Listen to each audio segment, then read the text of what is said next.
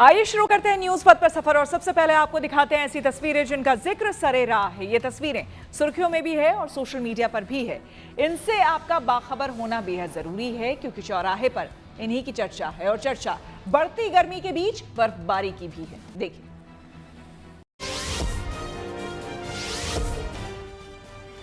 देश के कई हिस्सों में बढ़ती गर्मी के बीच इन तस्वीरों को देखकर कुछ राहत महसूस हो सकती है। मैदानों में गर्मी अपना असर दिखा रही है तो कुछ पहाड़ी हिस्सों में बर्फबारी देखने को मिल रही है। जम्मू कश्मीर के सोनमर्ग से लेकर लद्दाख के द्रास में आसमान से टपकती ये फुहारें एक शानदार छटा का दीदार करा रही हैं। सोनमर्ग में जहां बर्फ की तेज फुहारों ने यहां मौसम को खुशनुमा बना दिया, तो वहीं द्रास में रास्ते, घर, पेड़ पौधे, गाड़ियां सब कुछ बर्फ से ढकी नजर आने लगी। द्रास में बच्चे से लेकर बुजुर्ग तक यहां हुई ताजा बर्फबारी का लुत्फ उठाते नजर आए। रामनगरी अयोध्या में जहां कृष्ण पक्ष षष्ठी पर सोमवार को श्रद्धालुओं का तांता लगा रहा, वहीं मध्य प्रदेश के राजगढ़ में शीतला सप्तमी पर मंगलवार को मंदिरों में पूजा अर्चना के लिए महिला श्रद्धालुओं की लाइन लग गई। महिलाओं ने पूरी श्रद्धा और आस्था के साथ शीतला माता की पूजा अर्चना की।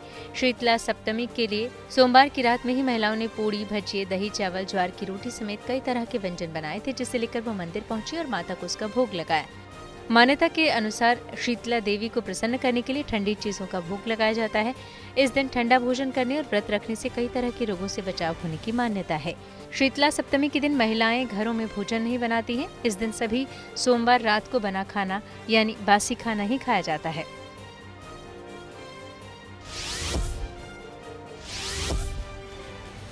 ये तस्वीरें उत्तराखंड के ऋषिकेश की हैं, जहां अंतर्राष्ट्रीय योग फेस्टिवल के शुभारंभ पर आस्था के दिव्य रंग बिखरे। यहां देश विदेश से बड़ी संख्या में श्रद्धालु इस फेस्टिवल में शामिल होने पहुंचे, जो भजन कीर्तन में लीन होकर भक्तिभाव से झूमते नजर आए। इस दौरान हुई आरती में भी लोग शामिल हुए और साधकों ने अलग अलग आसनों का दिव्य प्रदर्शन भी किया। 15 मार्च तक चलने वाले परमार्थ निकेतन आश्रम के 7 दिवसीय योग महोत्सव में शामिल होने 80 से ज्यादा देशों के 1500 योग साधक और योग जिज्ञासु पहुंचे हैं।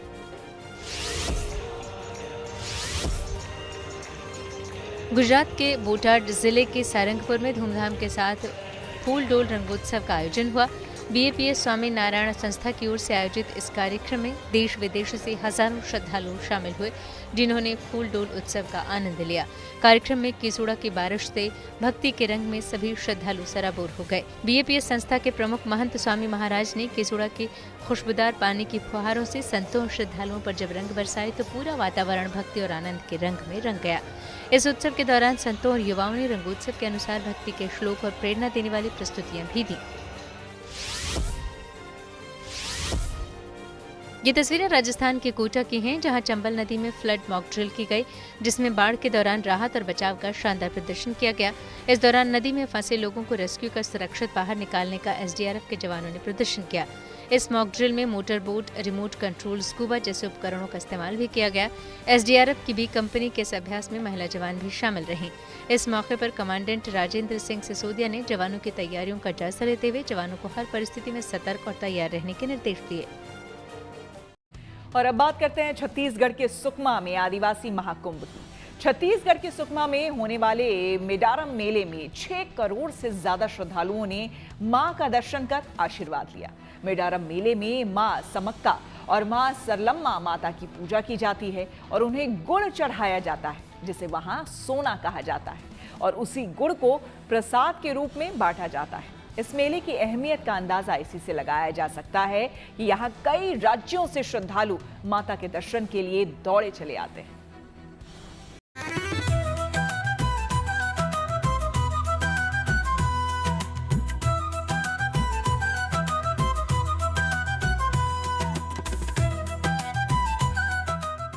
दुनिया का सबसे बड़ा आदिवासियों का मेला आदिवासी कुंभ में 6 करोड़ से ज्यादा श्रद्धालु हुए शामिल।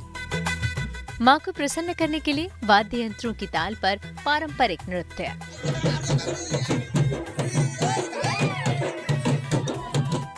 शरीर के वजन के बराबर माता को गुड़ चढ़ाने की परंपरा। आस्था के इस महाकुंभ में बच्चे, बुजुर्ग और महिलाएं भी शामिल। श्रद्धा, आस्था और भक्ति की ये तस्वीरें छत्तीसगढ़ के सुकमा की हैं। 1 महीने तक चलने वाले आस्था के इस महाकुंभ में रोजाना हजारों श्रद्धालु मां के दर्शन करने पहुंचते हैं। श्रद्धालुओं के इस हुजूम को देखकर अंदाजा लगाया जा सकता है कि यहाँ दर्शन करने के लिए कितनी मारामारी होती है, क्योंकि इसके पीछे मान्यता ये है कि माँ के दर्शन से हर मनोकामना पूरी होती है। इसीलिए पूरे 1 महीने यहाँ माता के दर्शन के लिए श्रद्धालुओं का तांता लगा रहता है। इस महाकुंभ में न सिर्फ छत्तीसगढ़ बल्कि तेलंगाना, आंध्र प्रदेश, कर्नाटक और केरल से भी श्रद्धालु यहाँ पहुँचते हैं। बताया जा रहा है कि इस वर्ष तकरीबन 6 करोड़ श्रद्धालुओं ने मां के दर्शन कर अपनी मनोकामनाओं के पूरा होने की मन्नत मांगी। खास बात यह है कि इस मेले में देश से ही नहीं बल्कि विदेशों से भी बड़ी संख्या में लोग हिस्सा लेते हैं और पारंपरिक धुनों पर नृत्य भी करते हैं।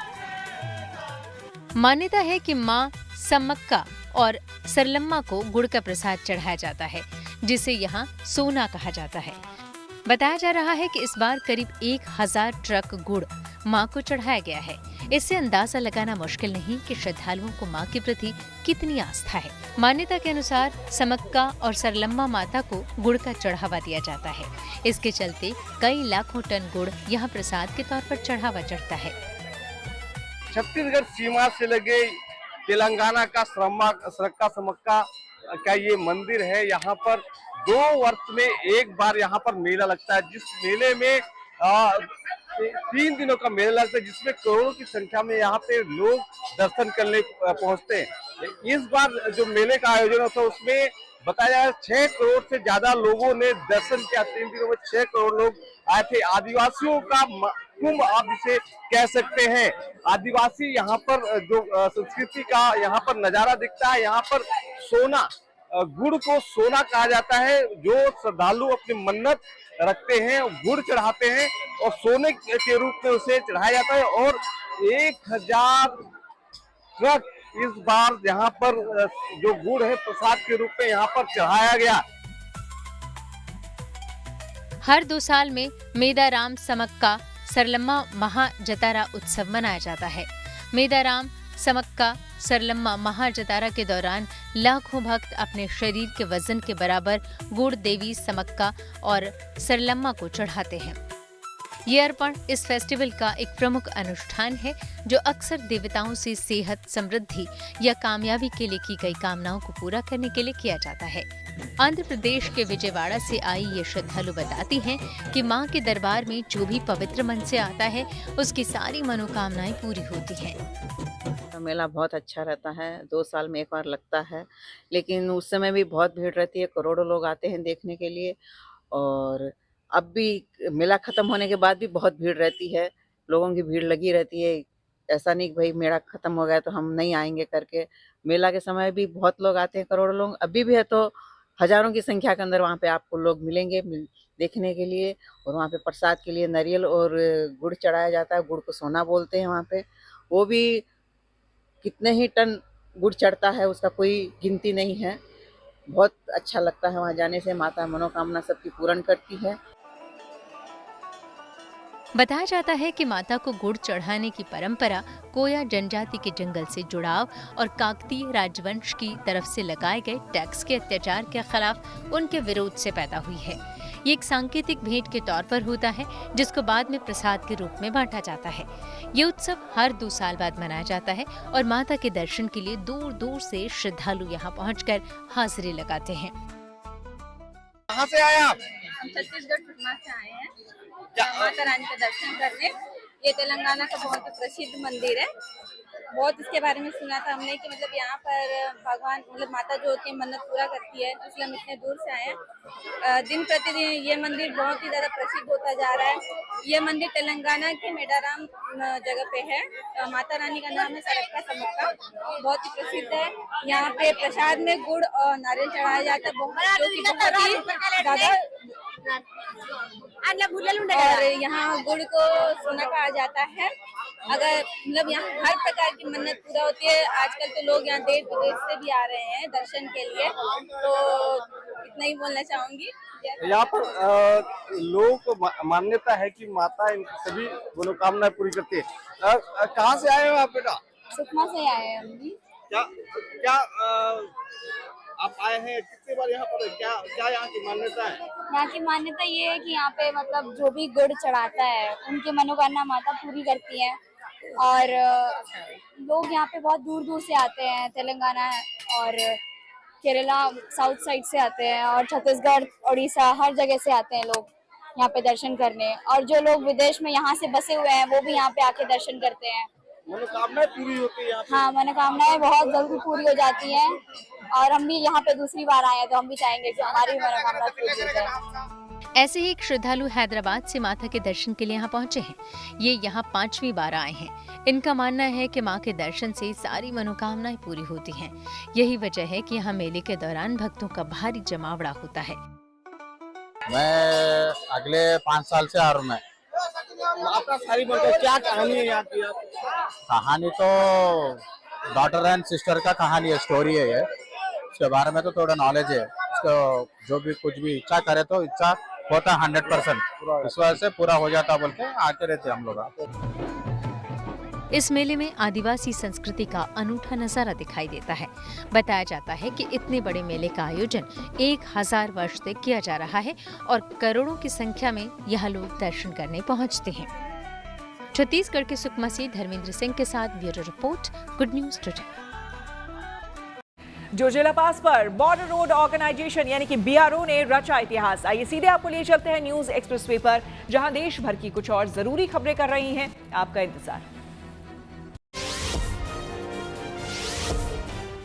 जयपुर में खाद्य सुरक्षा विभाग ने बड़ी कार्रवाई करते हुए एक्सपायरी डेट वाली करीब 1.5 लाख किलो अमूल ब्रांड की खाद्य सामग्री को नष्ट कर दिया। ये खाद्य सामग्री एक्सपायरी होने के बावजूद उसकी डेट मिटाकर नई डेट लगाकर बाजार में बेचने की तैयारी की जा रही थी। खाद्य सुरक्षा विभाग को मिली शिकायत के बाद टीम ने जयपुर में एक बड़े गोदाम पर छापेमारी की, जहां हजारों कार्टन में खाद्य सामग्री बरामद हुई। इन कार्टनों में अमूल ब्रांड की कई नॉन डेयरी प्रोडक्ट जैसे noodles, ketchup, mayonnaise, energy drink समेत अन्य सामान भरा हुआ था। जांच के दौरान गोदाम में डेट मिटाने के लिए थिनर, एसीटोन और अन्य केमिकल भी मिले। पूछताछ में आरोपी कारोबारी ने बताया कि उसने यूट्यूब देखकर एक्सपायरी प्रोडक्ट की डेट बदलने का तरीका सीखा था। गुजरात के खेड़ा में पुलिस ने बड़ी कार्रवाई करते हुए करोड़ों रुपए की अवैध शराब को बुलडोजर चलाकर नष्ट कर दिया है। गुजरात में पूरी तरह से शराबबंदी लागू है, लेकिन इसके बावजूद शराब माफिया अवैध तरीके से राज्य में शराब लेकर आते हैं, जिस पर पुलिस की कड़ी नजर रहती है। एक ऐसे ही एक्शन के तहत गुजरात पुलिस ने खेड़ा जिले में पकड़ी गई अलग अलग ब्रांड की 42,000 से ज्यादा बोतलें सड़क पर बिछाई और उन पर बुलडोजर चलवाया। कोर्ट के आदेश पर नष्ट की गई विदेशी शराब की कुल कीमत 1 करोड़ 21 लाख रुपए से अधिक आंकी गई है। श्रीनगर लेह हाईवे पर जोजिला पास पहली बार फरवरी बीत जाने के बाद भी मार्च के पहले सप्ताह में खुला रहा। लगभग 11,500 फीट की ऊंचाई पर स्थित इस जगह पर अक्सर एवलांच होते हैं और तेज बर्फीली हवाओं के कारण यहाँ काम करना बहुत मुश्किल हो जाता है, लेकिन BRO के मुताबिक प्रोजेक्ट बीकन के तहत सेना की मदद से इस पास को ज्यादा से ज्यादा समय तक खुला रखा गया है। ये दर्रा लद्दाख के लिए लाइफलाइन का काम करता है। ये सेना के काफिलों की आवाजाही को आसान बनाने, सैनिकों को ताज़ा राशन सप्लाई करने और लद्दाख में रहने वाले लोगों तक जरूरी सामान पहुंचाने में अहम भूमिका निभाता है। और अब बात गुलाबी नगरी की, जहां आमेर महल को अब झील के बीच से निहारेंगे पर्यटक। जयपुर के ऐतिहासिक आमेर किले के सामने मौजूद मावठा सरोवर अब एक बार फिर पर्यटकों के लिए खास आकर्षण बन गया है। करीब 30 साल बाद इस झील में बोटिंग सेवा फिर से शुरू हो गई है। अब कश्मीर की डल झील की तर्ज पर ही पर्यटक मावठा झील में पैडल बोट, शिकारा और हाई स्पीड बोट का आनंद ले सकेंगे। नाव में बैठकर पर्यटकों ने खूबसूरत नजारों को अपने कैमरे में कैद भी किया।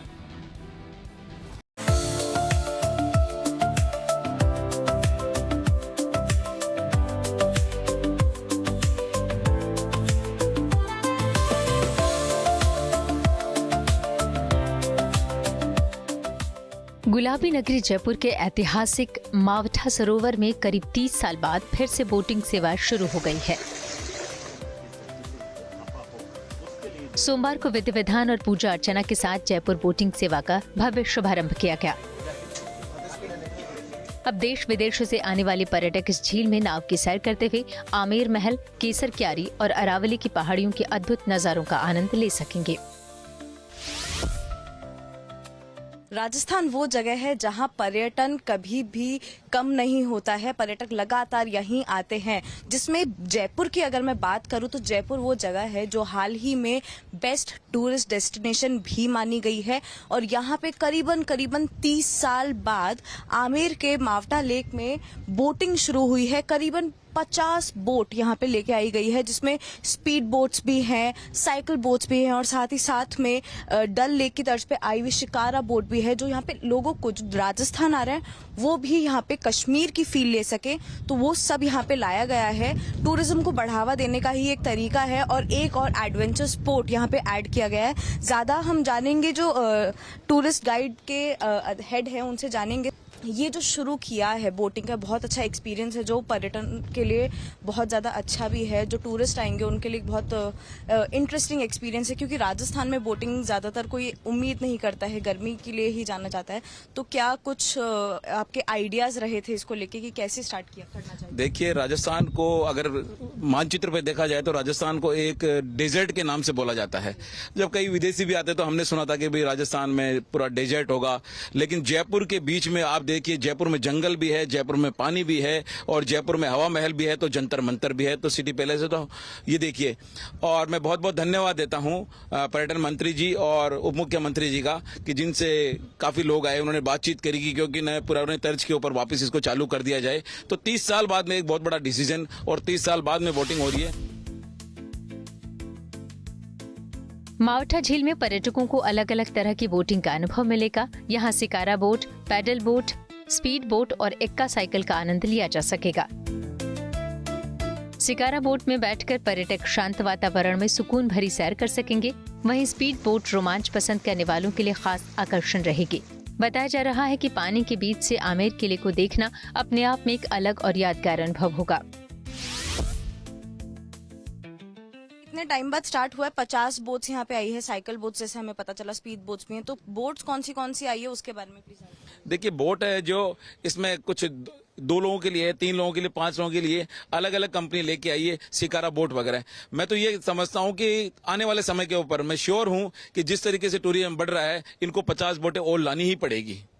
यहाँ पे जैसे आमेर फोर्ट पे आप ये मावठा बता रहे हैं, उसके साथ में जल महल भी एक ऐसी जगह है जहाँ पे पानी है और वहाँ पे भी क्योंकि लोग बहुत ज़्यादा इंटरेस्टेड रहते हैं जल महल के अंदर भी जाने के लिए, तो आने वाले समय में क्या उम्मीद की जा सकती है कि वहाँ पे भी इस तरीके से बोटिंग शुरू होगी या फिर लोगों को वहाँ पे ईजी एक्सेस मिलेगा जाने के लिए? देखिए, मैं तो बहुत बहुत साधुवाद और धन्यवाद देता हूँ सरकार का कि सरकार ने यहाँ पे चालू कर दी है। जल महल आप देखते हैं कि कितना सुंदर है और वहाँ पे तो और भी बहुत बड़ी कई चीजें हो सकती हैं। यहाँ पे एलिफेंट राइड्स भी हैं और भी बहुत सारे ऑप्शंस हैं, तो एडवेंचर्स क्या क्या किए जा सकते हैं, क्या क्या एक्टिविटीज आमेर फोर्ट में और उसके अलावा जयपुर के जो और भी मॉन्यूमेंट्स हैं वहाँ क्या क्या किया जा सकता है, उसके बारे में भी जानकारी। देखिए, सरकार ने बहुत चीजें सोच रखी है, स्पेशली आमेर के लिए। आमेर में भी आप देख रहे हैं कि एलिफेंट राइड यहाँ पे, हाइकिंग और ट्रैकिंग एक बहुत बड़ा एडवेंचर आजकल आ चुका है कि यंगस्टर सुबह सुबह मॉर्निंग में आते हैं, हाइकिंग और ट्रैकिंग यहाँ पे करते हैं। अब ये बोट वाला हो गया है। और इसके अलावा आमेर फोर्ट को अगर आप देखते हैं तो आज प्री वेडिंग के रूप के अंदर देखे तो वर्ल्ड के मैप के ऊपर गया है। आज देश विदेश से कई सैलानी यहाँ पे आते हैं और प्री वेडिंग शूट करवाते हैं।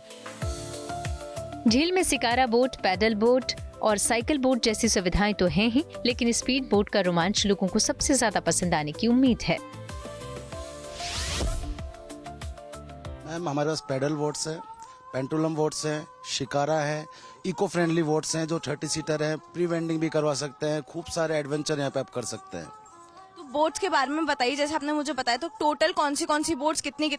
25 बोट्स हमारे पास पैडल बोट्स हैं, 4 हमारे पास शिकारा है, 4 हेरिटेज बोट है, 4 पेंडुलम है और 4 इको फ्रेंडली है। और बाकी अगर टूरिस्ट ज्यादा रहा, मेरे हिसाब से टूरिस्ट बढ़ेगा ही, उस हिसाब से हम 50 से प्लस बोटें कर देंगे यहाँ पे। तो अभी और कुछ बोट्स आनी बाकी हैं? ये सारी नहीं, अभी बोट्स आना 10-12 बोट्स आना बाकी है। जो हेरिटेज वाली है, पेंडुलम है, शिकारा है, ये भी आने में 5-7 दिन लग जाएंगे इनको। कौन सी बोट कहाँ से आ रही है? क्या राजस्थान में ये सारी बन रही हैं या बाहर से आ रही हैं? कुछ गुजरात से है, कुछ नासिक से है, जो आ गई अभी तक वो चंडीगढ़ से थी। अच्छा, तो ये जो बोट्स हैं इनकी कैपेसिटी कितनी रहेगी? जैसे पैडल बोट्स जो मैं देख पा रही हूँ उनमें शायद 2 या 3 ही बैठ पा रहे हैं। तो बोट्स में 2 है, पैडल बोट्स में 4 भी अवेलेबल है। और जो इको फ्रेंडली है वो 28 सीटर है। शिकारा में 4 लोग रह सकते हैं और जो हेरिटेज वाली है उसमें 26 सीटर है। और एक वेंडिंग के लिए अलग से बोट है जो सिर्फ प्री वेडिंग के लिए ही काम आएगी। पर्यटकों के लिए बोटिंग सेवा सुबह 7 बजे से शाम 7 बजे तक चलेगी और किराया लगभग 200 से 800 रुपए तक रहेगा। बहुत अच्छा एक्सपीरियंस है और जयपुर में तो पहली बार ऐसी चीज़ें हो रही है तो बहुत अच्छा लगा, जिसमें स्पीड बोट भी है, साइकिल भी है, तो और 30 साल बाद में स्टार्ट हो रहा है, तो जयपुर के टूरिज्म के लिए भी सबसे बेस्ट चीज़ है। देखिए, जयपुर में ये वर्ल्ड हेरिटेज जो प्रॉपर्टी है और उसके अंदर ये माउठा झील के अंदर जो बोटिंग शुरू हुई है, मेरे ख्याल से राजस्थान में एकमात्र ऐसी जगह होगी जहां बोटिंग के साथ साथ में आप इतने अच्छे सुंदर दृश्यों का भी आप आनंद लेंगे। और आमेर महल की जो भव्यता है, जो उसको अंदर देखने से तो लगती है, लेकिन जब झील में बैठ के, नाव में बैठ के आप जब आमेर को निहारते हैं तो वो एक दृश्य ही बिल्कुल अलग होता है। तो बहुत ही सुंदर दृश्य दिखा, बोटिंग का एक्सपीरियंस बहुत अच्छा रहा और दोनों तीनों तरह की बोट का एक्सपीरियंस लिया, तो बहुत ही अच्छा जयपुर को ये उपहार के तौर पर मिला है। जयपुर टूरिज्म के लिए बहुत अच्छा। करीब 3 दशक बाद मावठा सरोवर में बोटिंग सेवा की वापसी से आमेर का ये इलाका एक बार फिर पर्यटकों के आकर्षण का केंद्र बन गया है। खासकर अब गर्मियों में यहाँ आने वाले पर्यटक आमेर किले की दिव्यता और भव्यता को बोट में बैठकर महसूस कर सकेंगे। ये प्लान लंबे समय से चल रहा था, पर फाइनली जयपुर का मावठा झील इसे लेके आ चुका है। बहुत ही मिनिमल चार्जेस है, मात्र 200 से लेके 800 रुपए के बीच में आप एक्सपीरियंस कर सकते हैं और देख सकते हैं कि कितना खूबसूरत यहाँ से आता है। एक तरफ जयपुर का आमेर फोर्ट और दूसरी तरफ अरावली की पहाड़ियाँ। बहुत ही खूबसूरत ये व्यू है, क्योंकि जयपुर क्योंकि राजस्थान जाना जाता है अपने डेजर्ट के लिए, गर्मी के लिए, पर जयपुर ये दिखाता है कि यहाँ सिर्फ गर्मी नहीं है, यहाँ पहाड़ियाँ भी हैं, पानी भी है, फोर्ट्स भी है। तो जो संस्कृति होती है, जो कल्चर होता है, वो यहाँ पे एक साथ एक ही जगह पे अगर आपको पानी में बैठ के बोटिंग के साथ साथ देखने को मिले तो वो मजा कुछ और ही होता है। कैमरामैन मनीष के साथ rhythm Jain, good news today Jaipur. News पर आगे है धन बाजार, जहां शेयर बाजार से लेकर कारोबार तक की सभी अहम खबरें होती हैं, जिसका सीधा रिश्ता आपकी आमदनी आपकी जेब से होता है। तो तेज रफ्तार खबरों के बीच ये जरूरी खबरें छूट न जाए, इसलिए सीधे आपको लिए चलते हैं धन बाजार। हफ्ते के दूसरे कारोबारी दिन शेयर बाजार में तेजी देखने को मिली। सेंसेक्स 640 अंकों पर 78,206 पर बंद हुआ, वहीं निफ्टी भी 234 अंकों पर चढ़ा, ये 24,262 पर पहुंच गया। सोने चांदी की कीमतों में तेजी आई। दिल्ली सर्राफा बाजार में मंगलवार को सोना 400 रुपये महंगा हुआ। इसके साथ ही दिल्ली में 10 ग्राम सोने की कीमत बढ़कर 1,64,700 रुपये हो गई। वहीं चांदी ने भी 10,975 रुपये की छलांग लगाई। अब 1 किलो चांदी की कीमत बढ़कर 2,79,275 रुपये पर पहुंच गई। डॉलर के मुकाबले रुपए को मजबूती मिली। मंगलवार को रुपया 36 पैसे ऊपर चढ़ा। इस तरह 1 डॉलर के मुकाबले रुपए की कीमत 91 रुपये 85 पैसे हो गई। हुंडई मोटर इंडिया ने अपनी पॉपुलर एसयूवी वेन्यू का नया एटेक्स 8 डीजल ऑटोमेटिक वेरिएंट लॉन्च किया है। नए वेरिएंट में 4-वे electric adjustable driver seat, electric parking brake और पैडल शिफ्टर समेत कई प्रीमियम फीचर्स दिए गए हैं। इसकी कीमत करीब 13,70,000 रुपए रखी गई है। और अब आपको दिखाते हैं दोस्ती, वादा और देशभक्ति की एक बड़ी मिसाल। महाराष्ट्र के कोल्हापुर से आया एक वीडियो सोशल मीडिया पर इन दिनों खूब वायरल हो रहा है, क्योंकि अनूठी दोस्ती की ये मिसाल हर किसी को इमोशनल कर रही है।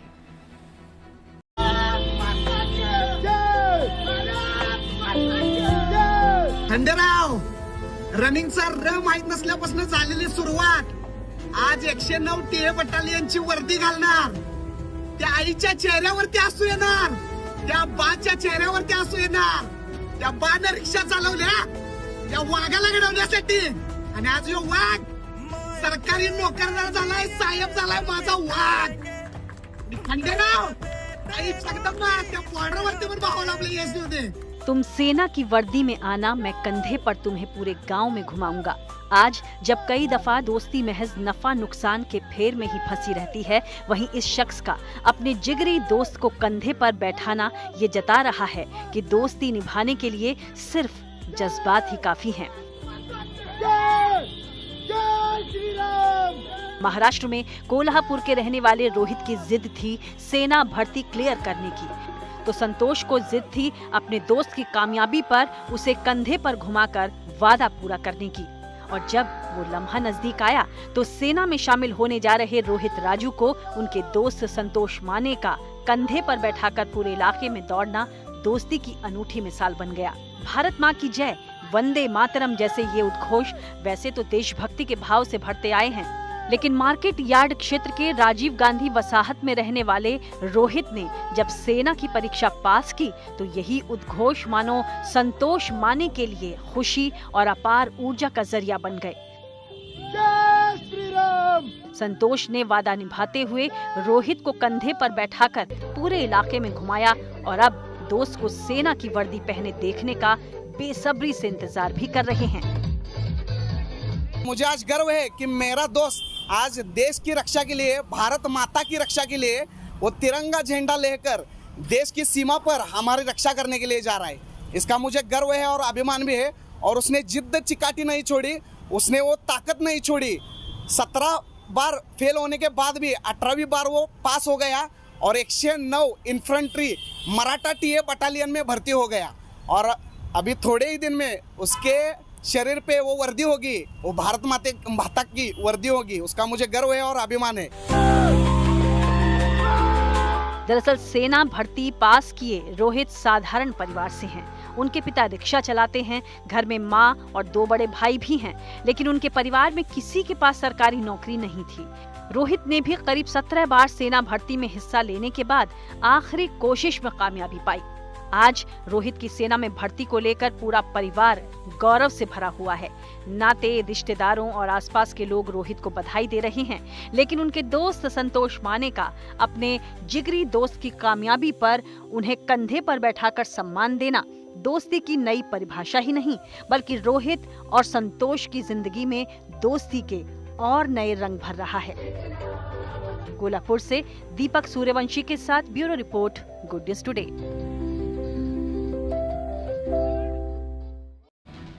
फिल्म है जवानी तो इश्क होना है कि नई रिलीज डेट आई सामने। जी हाँ, फिल्म जगत से जुड़ी ऐसी कुछ और खबरों को जानने के लिए आइए सीधे चले फिल्मी मोड़ पर।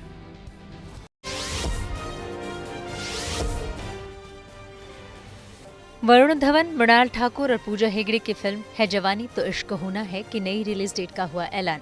पहले 5 जून को इस फिल्म की रिलीज डेट थी, जो अब 1 हफ्ते आगे बढ़ाकर 12 जून कर दी गई है। इसके बारे में जानकारी देते हुए टिप्स की ओर से कहा गया है कि वो ये साफ कर देना चाहते हैं कि उनकी फिल्म है जवानी तो इश्क होना है असल में 5 जून को रिलीज होने वाली थी, एक तारीख जिसकी कई महीने पहले घोषणा की गई थी।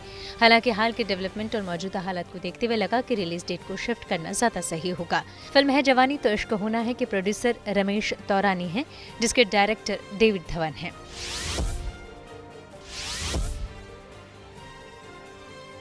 ब्रिजेंद्र काला, अविका गौर, चंदन रॉय स्टारर फिल्म राजू बाजेवाला की शूटिंग पूरी हो गई है।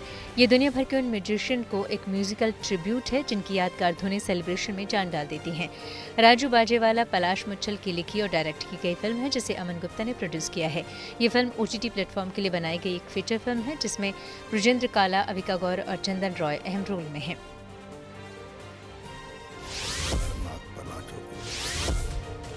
पंजाबी फिल्म बुद्ध सिंह का ट्रेलर रिलीज हो चुका है, जिसकी शुरुआत फिल्म की tagline stories from Punjab for the world से होती है और फिर फिल्म की झलक देखने को मिलती है। फिल्म में रवि इंदर शीन बुद्ध सिंह की भूमिका में नजर आ रहे हैं, जबकि अनामिका चौहान, सुरेंद्र शर्मा और बलविंदर बुलेट भी फिल्म के कलाकारों में शामिल हैं।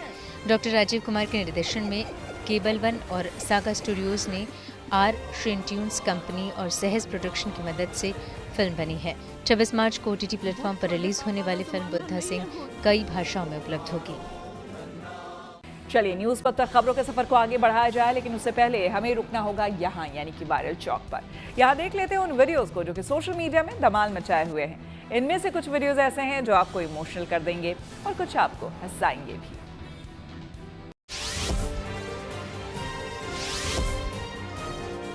बच्चे माँ बाप की दुनिया होते हैं, संसाधन कम ज्यादा हो सकते हैं, प्यार जताने का तरीका भी अलग अलग हो सकता है, लेकिन उनके लिए प्यार को आंकना शायद संभव नहीं। इन्हें देखकर आप इसे महसूस कर सकते हैं। मोबाइल भले ही छोटा है, लेकिन बेटी के चेहरे की मुस्कान कैमरे में कैद करने के लिए काफी है। एक पिता की ये कोशिश लोगों का दिल छू रही है। कमाल है, खुद को ही सजा दे रहे हैं और खुद रो भी रहे हैं। पता नहीं क्या आजमाने की कोशिश कर रहे हैं, अपनी सहन शक्ति या फिर डंडे की मारक क्षमता। जो भी हो, बच्चे का ये मासूम अंदाज लोगों के चेहरों पर मुस्कान ला रहा है।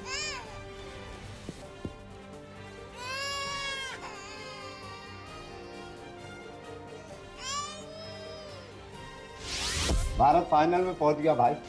भाई मालूम है भाई। क्या खेला है भारत वालों ने यार? भाई पता है, मैं भी टीवी देखता हूँ भाई, पता है मुझे क्या खेला है। ठीक है, आप उधर कर लो या कट लग जाएगा।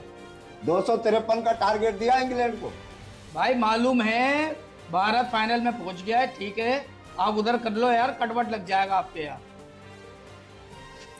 इसको कहते हैं मुल्क से वफादारी। अरे भाई सब पता है यार, उधर कर लो यार, काम का टाइम है, तुम्हें पता है। T20 विश्व कप में भारत की धमाकेदार जीत ने कितनों की नींद हराम कर रखी है। इनका भी हाल बेहाल है। बेचैनी ऐसी कि ठीक से शेविंग भी नहीं करा पा रहे। बेचारा नाई बोल बोल कर परेशान है कि तसल्ली से बैठ जाओ, लेकिन नहीं। और नाई की शक्ल देखिए जरा, मानो कह रहा हो आज तो ना हो पाएगा। बहरहाल इस वीडियो को देखकर लोग हंसी से लोटपोट हो रहे हैं। अबे भाई मुल्क के लिए खेलते हैं, हर बंदा मुल्क के लिए खेलता है यार, तू उधर कर ले यार गर्दन। दिमाग खराब कर रहा है, बार बार नाम आता नहीं है, बार बार बोल दिया उसको। देख लियो, ये वर्ल्ड कप भारत ले जाएगा उस्ताद। भाई मुझे क्या करना है भाई, वर्ल्ड कप भारत लेके जाए या कोई भी लेके जाए यार, तू काम करवाना है काम करवा, जा मुझे फारिग कर।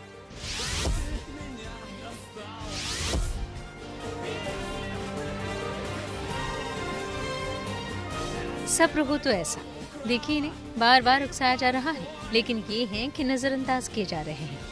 मानो कह रहे हों कि अभी लड़ाई का मूड नहीं है, पर लड़की है कि थमने का नाम ही नहीं ले रही। बच्चे ने एक बार नाराजगी जताई जरूर, लेकिन बस ये बताने के लिए कि अब बस भी करो। कुछ सेकंड के इस वीडियो को लोग खूब पसंद कर रहे हैं।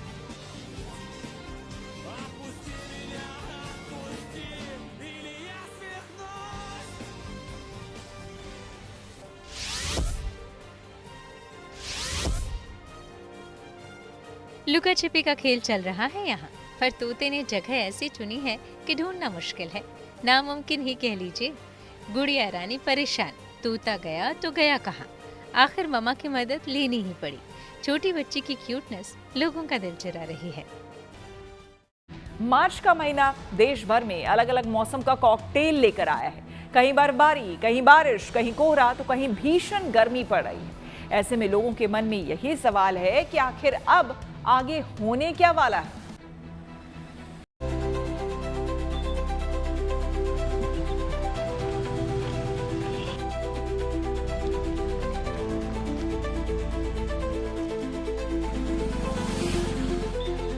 मार्च में सर्दियों का विदा होना और गर्मी का बढ़ते जाना कोई नई बात नहीं है, लेकिन मार्च के पहले ही 10 दिनों में गर्मी का रिकॉर्ड टूट जाना लोगों को हैरान कर रहा है।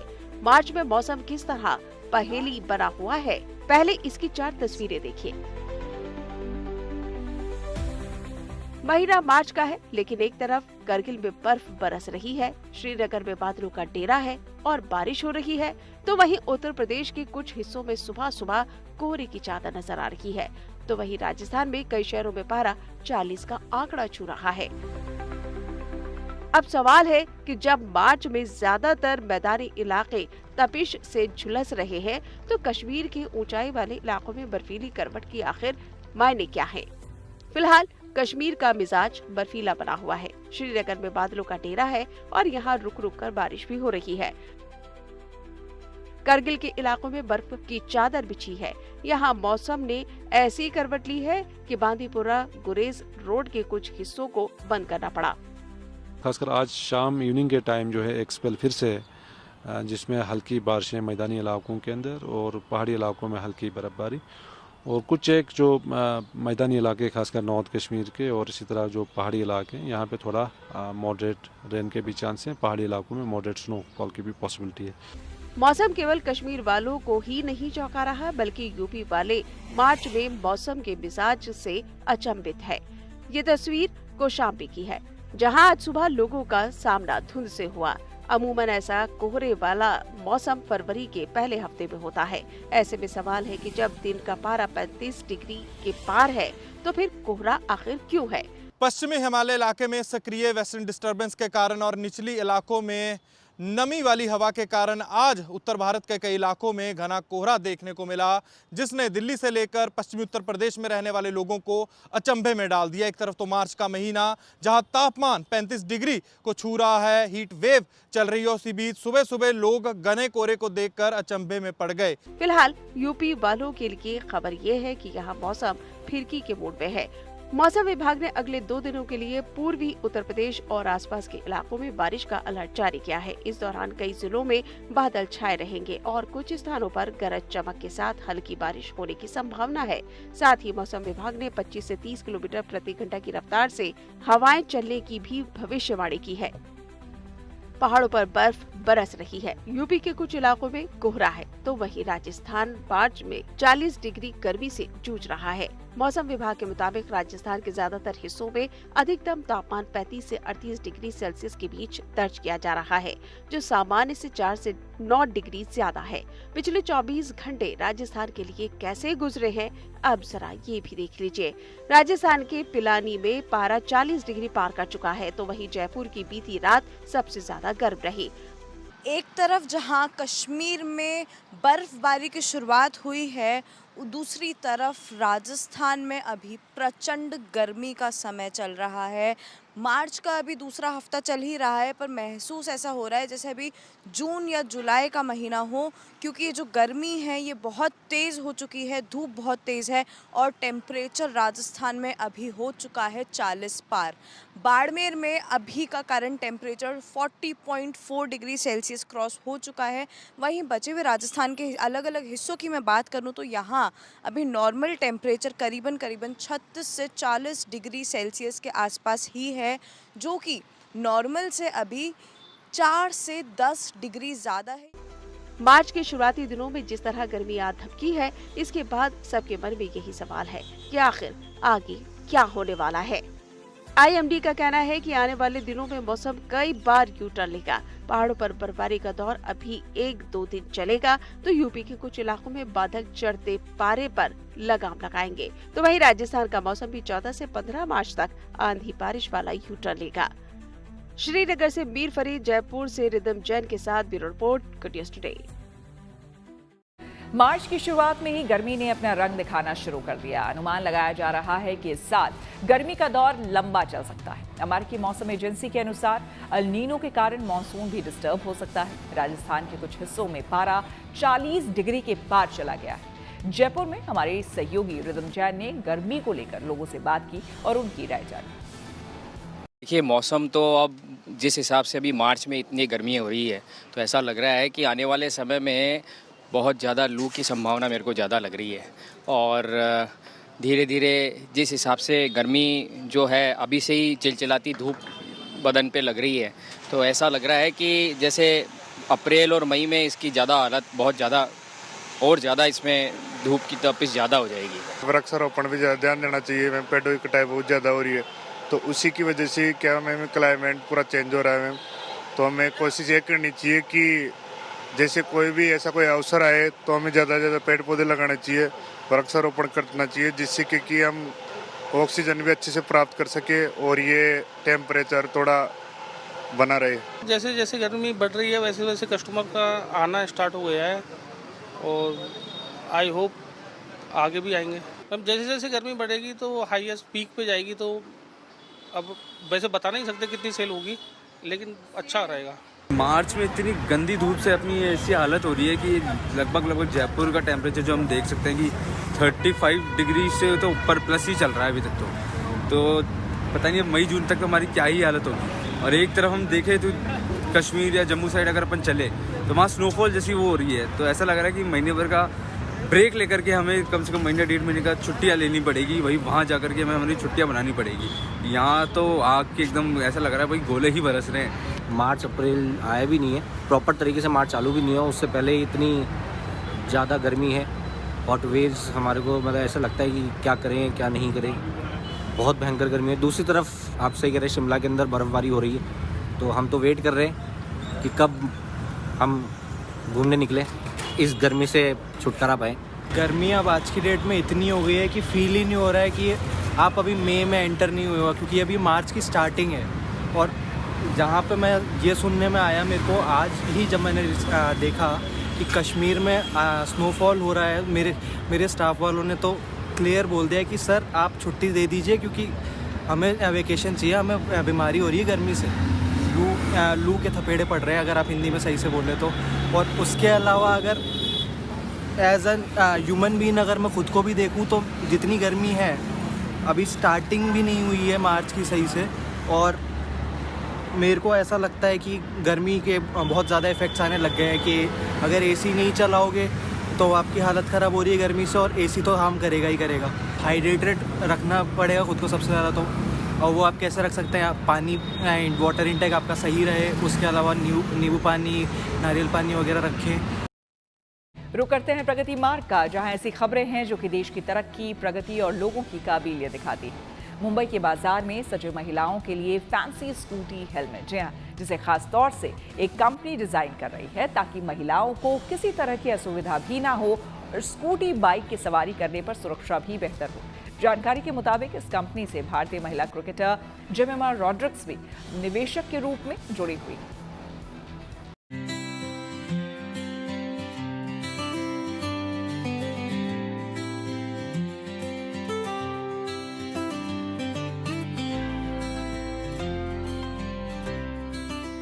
सड़क पर बाइक या स्कूटी की सवारी के लिए हेलमेट पहनना सुरक्षा की दृष्टि से बेहद जरूरी है। किसी तरह के हादसे की स्थिति में ये कवच का काम करता है। बाजार में कई तरह के हेलमेट मिलते हैं जो ज्यादातर पुरुषों के लिए डिजाइन किए गए होते हैं और उसे ही कुछ अलग रूप देकर महिलाओं के लिए भी उपलब्ध कराया जाता है। लेकिन महिलाओं के लिए ऐसे हेलमेट की कमी थी जो स्टाइलिश होने के साथ ही बेहतर सुरक्षा प्रदान करे। इसी सोच को लेकर मुंबई में ऐसे हेलमेट अब मिल रहे हैं जो महिलाओं के लिए विशेष रूप से डिजाइन किए गए हैं।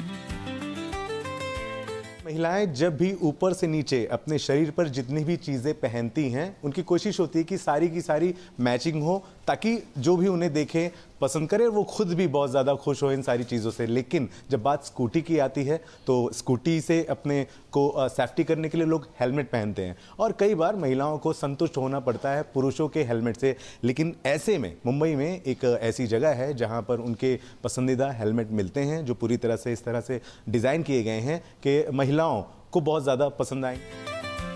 त्वरा नाम की कंपनी महिलाओं के लिए विशेष रूप से हेलमेट डिजाइन कर उपलब्ध करा रही है, जिसके संस्थापक अल्पना परिदा है।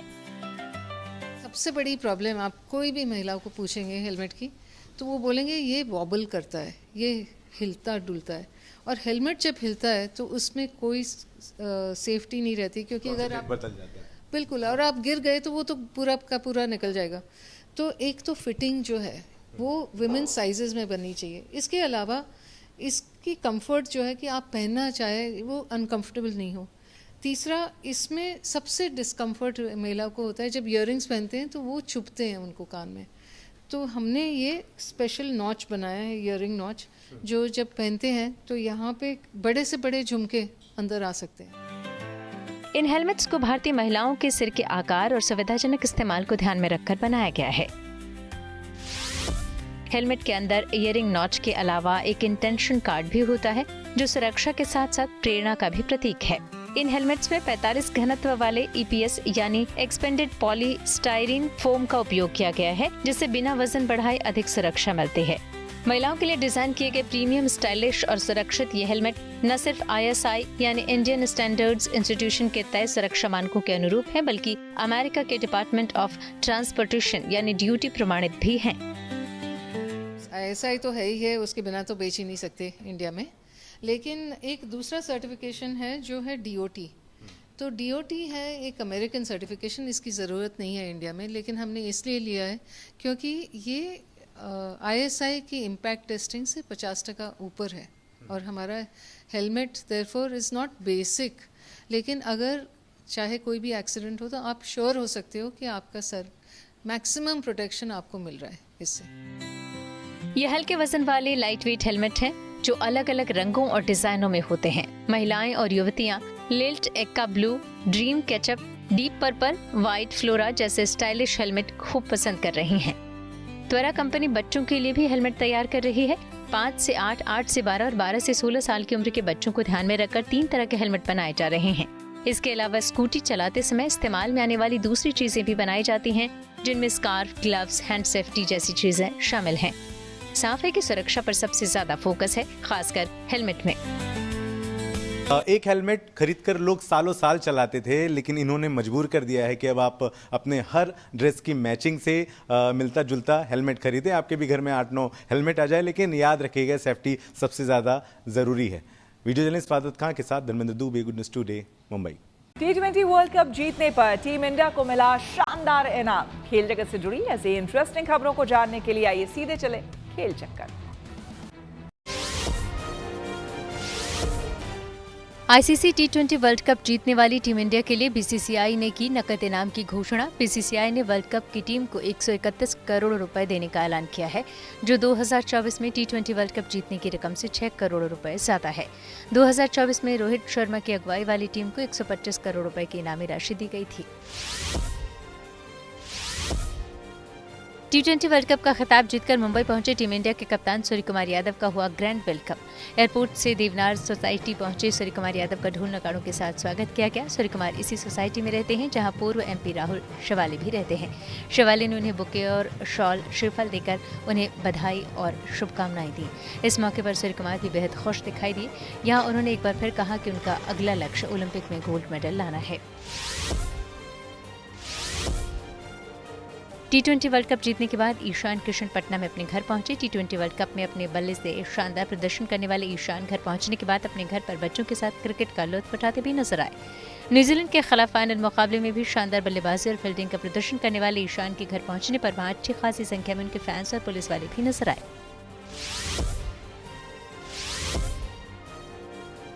T20 विश्व कप जीतने वाली टीम इंडिया के खिलाड़ी रिंकू सिंह ने सोशल मीडिया पर अपने पिता के लिए एक भावुक संदेश पोस्ट किया, जिसमें कहा है कि उन्होंने कभी इतने दिन अपने पिता से बात किए बिना नहीं बिताए। उन्होंने लिखा, आपसे बात किए बिना इतने दिन कभी नहीं निकाले। मुझे नहीं पता आगे जिंदगी आपके बिना कैसे चलेगी, लेकिन मुझे हर कदम पर आपकी जरूरत पड़ेगी। आपने सिखाया था कि फर्ज सबसे पहले होता है, इसलिए मैदान पर मैं सिर्फ आपका सपना पूरा करने की कोशिश कर रहा था। अब आपका सपना पूरा हो गया है, लेकिन बस यही लगता है कि काश आप मेरे साथ होते। हर छोटी बड़ी खुशी में आपकी कमी महसूस होगी। आपको बहुत याद करूंगा पापा। बता दें कि रिंकू सिंह उस समय भारतीय टीम के साथ थे जब उन्हें पिता के निधन की खबर मिली थी। इसी के साथ न्यूज वक्त में मेरे यानी कि श्वेता झा के साथ फिलहाल इतना ही। देश दुनिया की तमाम पॉजिटिव खबरों के लिए आप देखते रहिए गुड न्यूज टुडे।